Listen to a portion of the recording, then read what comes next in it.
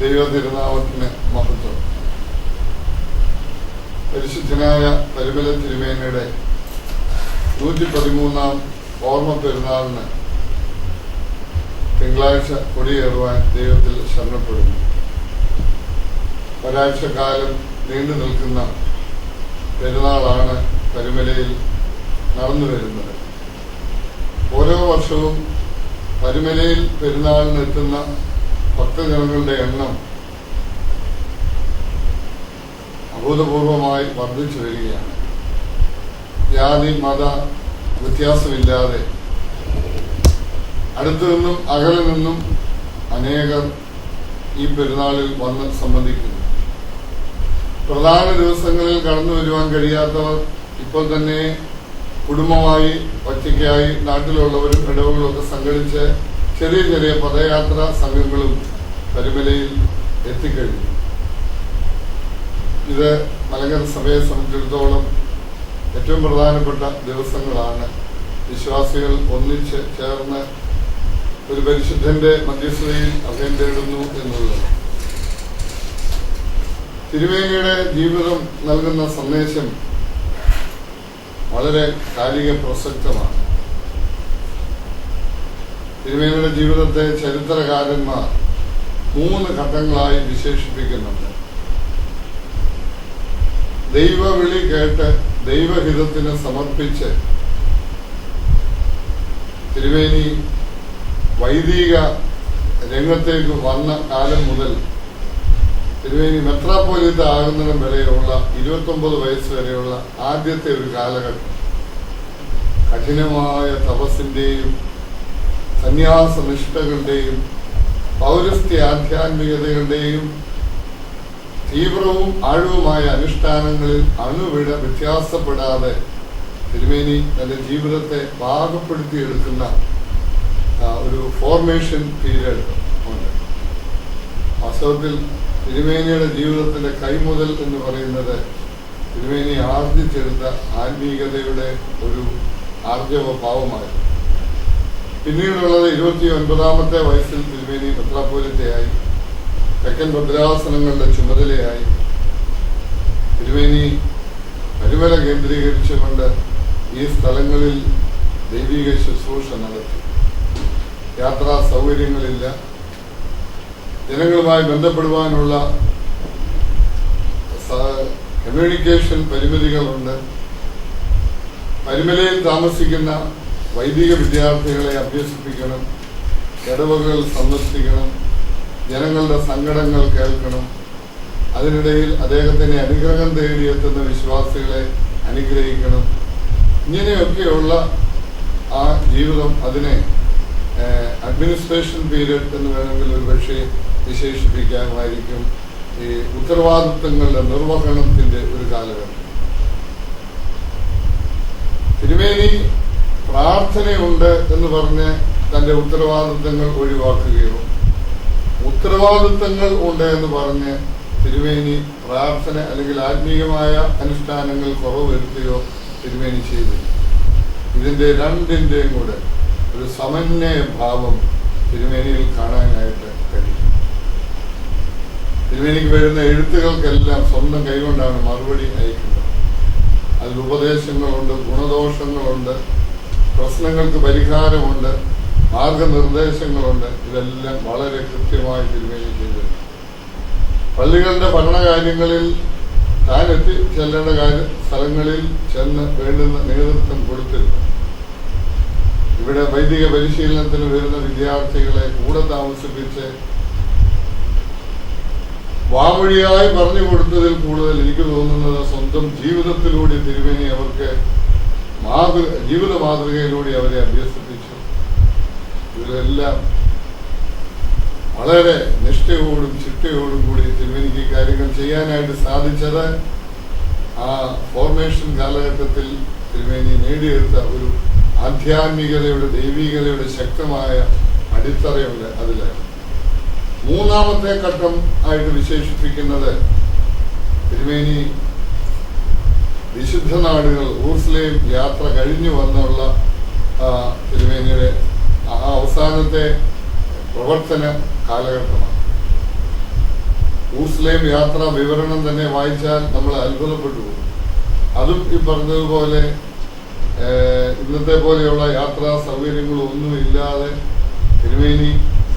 തിരുമേനിക്ക് പണമില്ല, സഭയ്ക്ക് പണമില്ല, അങ്ങനെയൊക്കെയുള്ള സാമ്പത്തിക പരാധീനതകളുടെയും പരിമിതികളുടെയും നടുവിൽ നിന്നുകൊണ്ട് തിരുമേനി ഈ യാത്ര നടത്തുന്നതും ഈ തിരുമേനി ഒരു ടൂറിസ്റ്റായിട്ടല്ല ഹോളി ലാൻഡിൽ പോയത്. ഇന്നിപ്പം ഹോളി ലാൻഡ് എന്ന് പറയുന്നത് വലിയ ബിസിനസ് ഇടപാടായി തന്നെ മാറിയിരിക്കുക. ഇത് ബിസിനസ് ആക്കിയിട്ടുള്ളവരുമുണ്ട്. പക്ഷേ തിരുമേനിയുടെ നോയമ്പോടും പ്രാർത്ഥനയോടും ഉപവാസത്തോടും കൂടി നടത്തുന്ന ഒരു തീർത്ഥാടനമാണ്. പരിമലയിലും കൊടിയേറ്റോടുകൂടി ഒരു തീർത്ഥാടന വാരം ഉദ്ഘാടനം ചെയ്യപ്പെടും. അത് പെരുന്നാളിന്റെ തലേ ദിവസം 1-ാം തീയതി അതിന്റെ സമാപനവും ഉണ്ടാകും. തിരുമേനി ഒരു തീർത്ഥാടകനായിട്ടായിരുന്നു വിശുദ്ധ നാടുകൾ സന്ദർശിക്കുന്നത്. ആ കർത്താവിന്റെ ജീവിതവുമായിട്ട് ബന്ധപ്പെട്ട സ്ഥലങ്ങളിലൊക്കെ തിരുമേനി ചെല്ലുന്ന വേളയിൽ തിരുമേനി വികാരഭരിതനാകുന്ന ആ അനുഭവങ്ങൾ തിരുമേനിയുടെ ഊസ്ലേം യാത്രാ വിവരണത്തിൽ തിരുമേനി കുറിച്ചു വെച്ചിട്ടുണ്ട്. പ്രത്യേകിച്ച് കർത്താവിന്റെ കബറിടം ഒക്കെ മുത്തുന്ന സമയത്ത് തിരുമേനി കരഞ്ഞുകൊണ്ടാണ് അവിടെ കുനിഞ്ഞ് നിലത്ത് വീണ് കുമ്പിട്ട് പ്രാർത്ഥന നടത്തുന്നത്. തിരുമേനി എഴുതിയിരിക്കുന്ന ഒരു വാചകം 5000 രൂപയല്ല 50,000 രൂപ അന്നത്തെ കാലത്താണ് ചെലവാക്കിയാലും ശുദ്ധ കബറ് മുട്ടാനുള്ള ഭാഗ്യമാണ് തിരുമേനി വിലയേറിയതായിട്ട് കണ്ടത്. അനുതാപത്തിന്റെ പരിശുദ്ധനായ തിരുമേനി അനുതാപത്തിന്റെ ആത്മാവിൽ മുട്ടയിൽ വീണ് അവിടെ കുമ്പിട്ട് പ്രാർത്ഥിക്കുന്ന പ്രാർത്ഥനകളൊക്കെ വായിക്കുമ്പോൾ വാസ്തവത്തിൽ നമ്മുടെ കണ്ണുകൾ നിറയണം. തിരുമേനി തിരിച്ചു വന്നു കഴിയുമ്പോൾ പിന്നെ തിരുമേനിയുടെ 3-ാമത്തെ ഘട്ടത്തിനെ ഒരു വലിയ റിഫോർമേഷൻ പീരിയഡ് എന്ന് അതിനെ വിളിക്കാനായിട്ടാണ് ഞാൻ ആഗ്രഹിക്കുന്നത്. തിരുമേനി രാജ്യം വിട്ടുപോയി കഴിഞ്ഞപ്പോൾ തിരുമേനിയുടെ ചിന്തകള്, തിരുമേനിയുടെ ആഗ്രഹങ്ങള്, പുതിയതായി വികസിപ്പിച്ചെടുക്കേണ്ട കർമ്മമണ്ഡലങ്ങളെ കുറിച്ചുള്ള ധാരണകളൊക്കെ കുറെ കൂടെ അങ്ങ് വ്യാപകമായി തീരുകയാണ്. അതിൽ ഊന്നൽ കൊടുക്കാനായിട്ട് നമ്മൾ ശ്രദ്ധിച്ചാൽ കാണുന്ന 2 യാഥാർത്ഥ്യം. ഒന്ന്, ഇംഗ്ലീഷ് വിദ്യാഭ്യാസം കൊണ്ട് ഈ നാട് നന്നാകുകയുള്ളൂ എന്ന് തിരുമേനിക്കൊരു കാഴ്ചപ്പാടുണ്ടായി. അത് ഈ ഊസ്ലേം യാത്രയെ കൊണ്ട് തിരുമേനി നടത്തിയ യാത്രയിലുണ്ടായ തിരുമേനിക്കുണ്ടാകുന്ന കാഴ്ചപ്പാടുകളുടെ വ്യത്യാസം. ഇവിടെ സ്കൂളുകൾ തുടങ്ങണം. അത് വർണ്ണവർഗ വിവേചനമുള്ള തീണ്ടൽ തൊടിയിൽ പോലെയുള്ള ഉച്ചനീചത്വമുള്ള ഒരു കാലഘട്ടത്തിൽ മനുഷ്യനായി പിറന്നിട്ടും മനുഷ്യത്വരഹിതമായിട്ടുള്ള സമീപനങ്ങൾ ഏറ്റുവാങ്ങിക്കഴിഞ്ഞ ഇവിടുത്തെ താഴ്ന്ന ജാതിയിൽപ്പെട്ടവരുടെ ഉന്നമനം തിരുമേനിയുടെ ഒരു ഊന്നൽ വിഷയമായിരുന്നു. തിരുമേനി വലിയ നവോത്ഥാരകനായിരുന്നു. പക്ഷേ ചരിത്രകാരന്മാരെ മലയാളക്കരയിൽ നവോത്ഥാനത്തിന്റെ കാഹളം മുന്നമേ മുഴക്കിയത് പരിശുദ്ധനായ പരിമല തിരുമേനിയാണെന്ന് ചരിത്രം വായിച്ചാൽ ചരിത്ര നിരീക്ഷകർക്ക് വളരെ വ്യക്തമായിട്ട് ബോധ്യമാകും. ഈ പ്രവർത്തനങ്ങളെ സഭയ്ക്കുള്ളിലുള്ളായിരുന്നവരൊന്നും അത്ര 100 കണ്ട് പ്രോത്സാഹിപ്പിച്ചില്ല എന്ന് മാത്രമല്ല, പലരും ഈ പ്രവർത്തനങ്ങൾക്ക് എതിരുമായിരുന്നു. തീണ്ടലും തൊടിയിലുമുള്ള കാലഘട്ടത്തിൽ ഇവിടുത്തെ ദളിത് വിഭാഗത്തിന്റെ കുടിലുകൾ തിരുമേനി കയറി ഇറങ്ങി എന്ന് മാത്രമല്ല, തന്റെ കൈകൊണ്ട് അവിടെ തലയിൽ കൈവച്ച് തിരുമേനി പ്രാർത്ഥിച്ചു. തിരുമേനിക്ക് ഒരു തീണ്ടലും ഒരു തൊടിയിലും അനുഭവപ്പെട്ടില്ല. അവർ സന്തോഷപൂർവ്വം തിരുമേനിക്ക് വെച്ചു നീട്ടിയത് തിരുമേനി സന്തോഷപൂർവ്വം തന്നെ സ്വീകരിച്ച് അവരുടെ കൂടെ ഇരുന്ന് തിരുമേനി അനുഭവിച്ചു. വിമോചന ദൈവശാസ്ത്രം, ദളിത് ദൈവശാസ്ത്രം എന്നൊക്കെ പറയുന്ന ഈ അടുത്ത കാലത്ത് പലതും പല പേരിലുണ്ടാകുന്നുണ്ട്. ഇതൊന്നും തിരുമേനിയുടെ ബുദ്ധിയുടെ വാചക കസർത്തുകളല്ലായിരുന്നു. തിരുമേനിയുടെ ജീവിതം അന്ത്യഘട്ടം നോക്കുമ്പോൾ തിരുമേനിയുടെ ജീവിതം അതായിരുന്നു. അവരോട് ഏകീഭവിച്ച് പാർശ്വവൽക്കരിക്കപ്പെട്ടവരുടെ, പിന്തള്ളപ്പെട്ടവരുടെ, അവഗണിക്കപ്പെട്ടവരുടെ കൂടെ നിന്നുകൊണ്ട് തിരുമേനി അവരുടെ ഉദ്ധാരണത്തിന് വേണ്ടി, അത് ഒന്നാമത് വിദ്യാഭ്യാസ സ്ഥാപനങ്ങൾ ഉണ്ടാകുന്നുണ്ട്. അതിനുവേണ്ടി സാമ്പത്തികമില്ലാതിരുന്ന ഈ സഭയിൽ തിരുമേനി അരി പിരിക്കാനും വീടുകൾ തോറും കയറി ഇറങ്ങി ഇതിനു വേണ്ടി ഒക്കെയുള്ള തിരുമേനി സാമ്പത്തിക സമാഹരണത്തിന് വേണ്ടി അതിനുള്ള നേതൃത്വം കൊടുത്തു. പല സ്ഥലങ്ങളിൽ തിരുമേനി തന്നെ പോയി താമസിച്ച് ഈ കാര്യങ്ങൾക്ക് ചുക്കാൻ പിടിക്കുകയാണ്.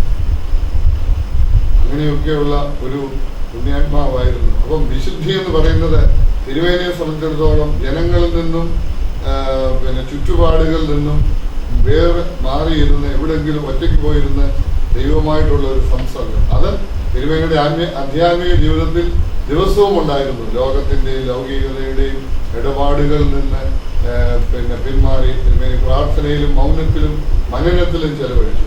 അങ്ങനെ ബാക്ക് ആൻഡ് ഫോർത്ത് ആയിട്ട് ഇങ്ങനെ ക്ലോക്കിന്റെ പെൻഡുലം പോലെ തിരുവേനി ദൈവസന്നിധിയിൽ പോയിരുന്നത് ലോകത്തിലേക്ക് ഇറങ്ങാനുള്ള ശക്തി ദൈവത്തിൽ നിന്ന് ആർജിക്കുന്നതിനാണ്. യേശുക്രിസ്തുവിന്റെ പരസ്യ ശുശ്രൂഷയിൽ നമ്മൾ കണ്ടെത്തുന്നുണ്ട്, രാത്രിയുടെ യാമങ്ങൾ ഒറ്റയ്ക്കും ഏകാന്തതയിലും വെളിമ്പ്രദേശത്തും പിതാവുമായി സംസർഗത്തിൽ ഏർപ്പെട്ടുകൊണ്ട് കഴിഞ്ഞു. പക്ഷെ പകൽ നാം കാണുന്ന ക്രിസ്തു വേദനിക്കുന്നവരുടെയും പ്രയാസപ്പെടുന്നവരുടെയും നടുവിൽ അവർക്ക് ആശ്വാസമായി അത്താണിയായി നിൽക്കുന്ന ഒരു ക്രിസ്തുവിനെയാണ്.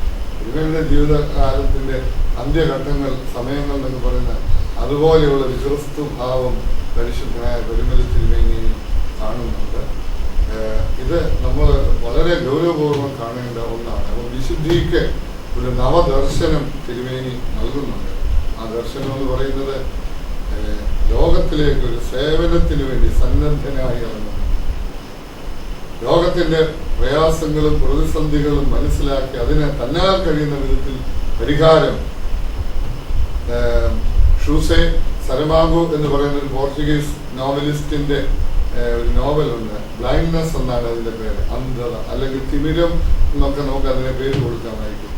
ഇന്ന് ആധ്യാത്മിക ഭാവങ്ങൾ അഭിനയിക്കുന്നവർക്ക് അവരുടെ ജീവിതത്തിൽ കാണിക്കുന്ന തിമിരത്തിന്റെ അന്ധതയുടെ, കാണേണ്ടത് കാണാതെയും കണ്ടില്ലാപ്പെട്ട് നടിച്ചുമൊക്കെ നടക്കുന്ന ഈ കാലഘട്ടത്തിൽ തിരുമേനിയുടെ ജീവിതത്തിലെ ഈ യാഥാർത്ഥ്യങ്ങൾ നമ്മൾ കണ്ടെത്തും.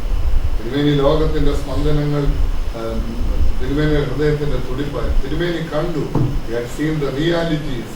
ആ റിയാലിറ്റിയിലേക്ക് തിരുമേനി ഇറങ്ങിച്ചെന്നപ്പോഴാണ് തിരുമേനിക്ക് ബോധ്യമാകുന്നത് ഇവിടെ ചില മനുഷ്യനിർമ്മിതമായ മനുഷ്യത്വരഹിത വേലിക്കെട്ടുകളുണ്ട്. അത് സ്വന്തം കൈകൊണ്ട് തന്നെ തിരുമേനി ആ വേലിക്കെട്ടുകൾ പൊളിക്കുകയായിരുന്നു. ദൈവ സ്നേഹത്തെ പ്രതി, ദൈവ ശുശ്രൂഷയെ പ്രതി, മറ്റുള്ളവരെ ഉദ്ധരിക്കുന്നതിന് വേണ്ടി. ഇത് സഭ വളരെ ഗൗരവപൂർവ്വം ചെയ്യേണ്ടതാണ്.